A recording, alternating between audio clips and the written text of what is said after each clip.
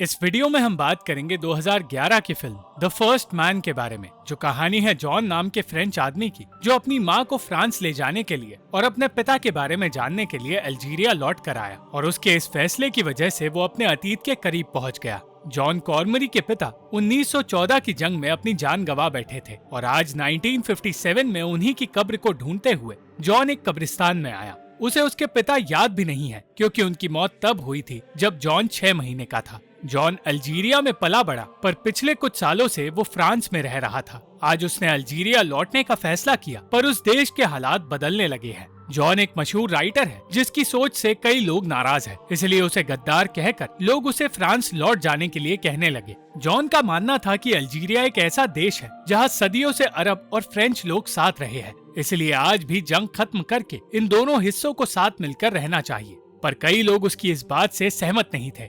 लोगों के गुस्से का सामना करके जॉन अगले दिन अपनी माँ से मिलने गया, पर उसे साइद नाम के एक आदमी ने बताया कि वो इस वक्त घर में नहीं है। साइद से सालों बाद मिलने पर जॉन ये सोचकर निराश हो गया कि आज उसके और साइद के धर्म के बीच लड़ाई छिड़ गई है। बहुत देर तक ढूंढने के बाद जॉन को अपनी माँ कैथरीन नजर आई।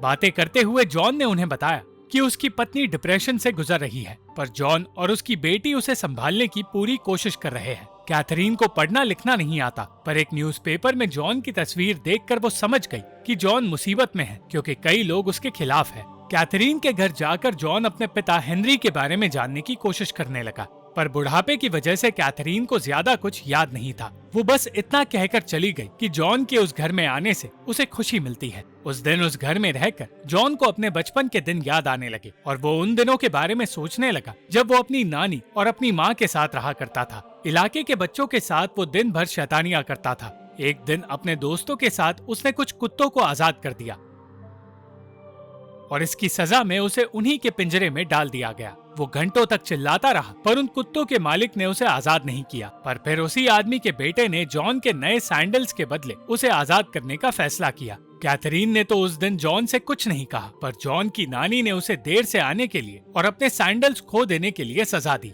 कैथरीन इस सबसे खुश तो नहीं थी, पर वो कुछ कह नहीं पाई। कैथरीन का भाई जियो बचपन से अपनी माँ के इस बर्ताव को सहता आया है, इसलिए उसे भी इस सब से कोई फर्क नहीं पड़ा और वो ये कहने लगा कि उनकी माँ जॉन को जितना मारेगी उतना ही ज्यादा जॉन उनसे झूठ कहेगा। कैथरीन दिन भर काम करके अपने परिवार को संभालती थी, इसलिए वो जॉन के साथ भी वक्त नहीं बिता पाती थी। एक दिन अपनी माँ का इंतजार करते हुए जॉन एक अनजान आदमी से मिला जो उसकी तरफ मुस्कुराते हुए देख रहा था। उसे वो आदमी हर रोज उसी जगह नजर आता है, इसलिए उसने कैथरीन से कह दिया कि वो समझ गया है कि वो आदमी जॉन और कैथरीन दोनों को जानता है। जॉन चाहता था कि उसकी माँ पढ़ लिख कर एक नर्स बने। ये सुनकर कैथरीन को अच्छा तो लगा, पर वो जानती थी कि ऐसा करना उसके लिए आसान नहीं है, क्योंकि बचपन से ही उसकी माँ ने उसे पढ़ने की इजाजत नहीं दी है। जॉन धीरे धीरे दुनिया को समझने लगा था और उसे अमीर और गरीब के बीच का फर्क भी समझ आने लगा। उसके स्कूल में बर्नार्ड नाम का एक नया टीचर आया जो बच्चों के सामने आने से घबरा रहा था और जॉन ने उससे बात करके उसे हिम्मत देने की कोशिश की।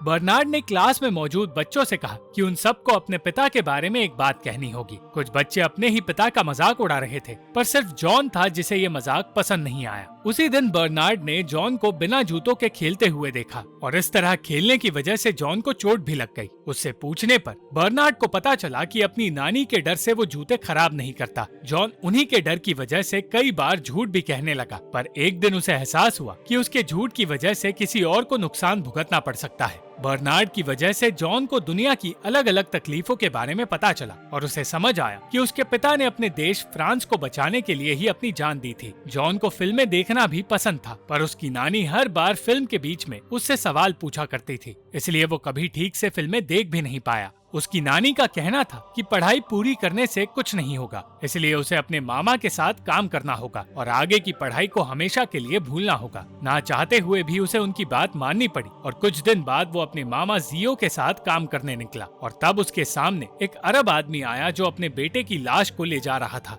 और उस आदमी और उसके बच्चे को देखकर जॉन को मौत जैसी चीज के बारे में भी पता चला। जॉन ने एक फैक्ट्री में काम करना शुरू किया और उस फैक्ट्री के मालिक ने उसे काम करते हुए अपनी पढ़ाई पूरी करने की सलाह दी। वो दिन रात फैक्ट्री में काम करता रहा और एक दिन उसके सामने एक लड़की आई जिसे वो पसंद करने लगा, पर वो उस लड़की से बात नहीं कर पाया क्योंकि वो लड़की एक रईस खानदान की थी। एक रात बर्नार्ड जॉन के परिवार से मिलने आया क्योंकि वो जॉन के भविष्य के बारे में उनसे बात करना चाहता था। बर्नार्ड जानता था कि उस परिवार को पैसों की जरूरत है, इसलिए जॉन काम कर रहा है, पर उस परिवार को उसकी पढ़ाई के बारे में भी सोचना चाहिए, और यही बात उसने उस परिवार से कही। जियो भी जानता था कि आगे की पढ़ाई के लिए उनके पास पैसे नहीं है, पर बर्नार्ड की तरह वो भी चाहता था कि जॉन अपनी पढ़ाई पूरी करे। उन दिनों को याद करते हुए आज जॉन उसी घर में गया जहाँ बर्नार्ड रहता है।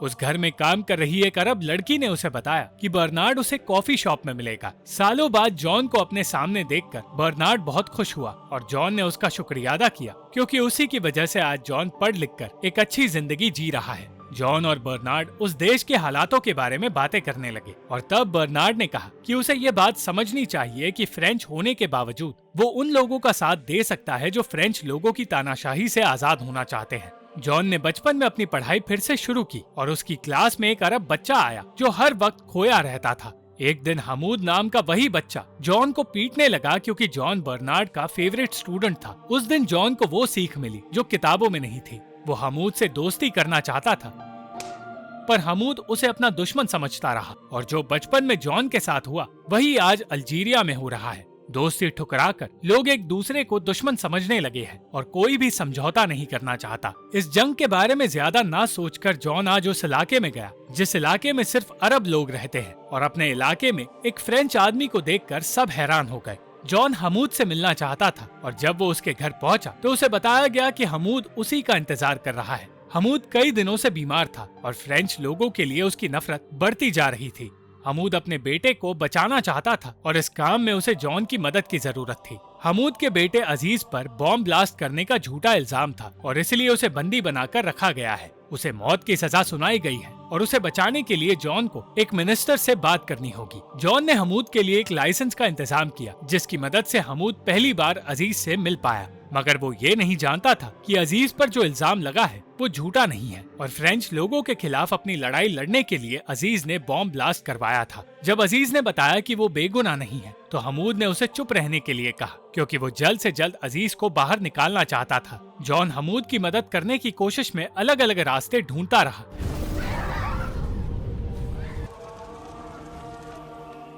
और इस बीच उसी इलाके में एक बॉम्ब ब्लास्ट हुआ। वो जल्द से जल्द वहाँ से निकला और अपनी माँ के घर चला गया, और अपनी माँ को देखकर उसे राहत मिली। वो फिर से अपने पुराने दिनों को याद करने लगा और तब उसे अपने एग्जाम का दिन याद आया। कैथरीन को हमेशा से जॉन पर गर्व था और वो जानती थी कि अल्जीरिया से निकलकर जॉन के लिए एक बेहतर जिंदगी जीना कितना जरूरी है। जॉन भी कैथरीन को आजादी से जीते हुए देखना चाहता था। वो जानता था कि कैथरीन एक अनजान आदमी से प्यार करती है, पर उन दोनों के रिश्ते के बीच जॉन की नानी आ रही थी। वो जियो के साथ वक्त बिताने लगा जो एक अरब लड़की से प्यार करने लगा था, और जब जियो ने अपनी माँ को ये बात बताई तो उसे इस बात की सजा भी मिली।